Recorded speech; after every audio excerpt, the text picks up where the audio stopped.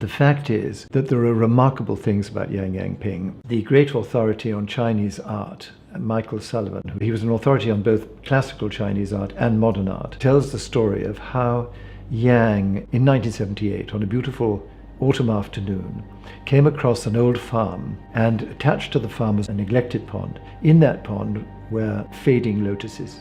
They were still alive, but they were fading. And she took a coarse piece of yellow paper out of her pocket and a primitive pen and started sketching them. And that was the catalyst for her total immersion subsequently in the theme and the symbolism of the lotus. And all her memories, her life experience, her knowledge, intellectual hinterland has been situated within this theme of the lotus.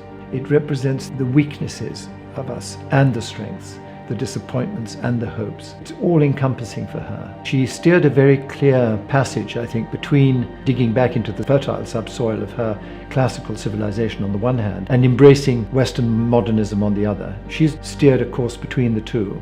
This is a body of work which is autonomous, it's free, has very, very high standards of visual pictorial eloquence. It's made a mark on contemporary culture, both in China and for China and in the West. Beyond the creation of visually very beautiful paintings and developing her own autonomous style, I think it's a message of the meaning of freedom. As somebody who has the authority to speak of freedom, somebody for whom it was for much of her life denied, but she's expressing it in a very traditionally Chinese way as food for reflection. She was the first artist in China to be visited by scholars and museum directors and curators and collectors just after the Cultural Revolution. People from the West went to her studio in Beijing. The combination of her gifts as a colorist with her gifts as a draftsman, as somebody who can put all this together in coherent compositions, is really what makes her so successful.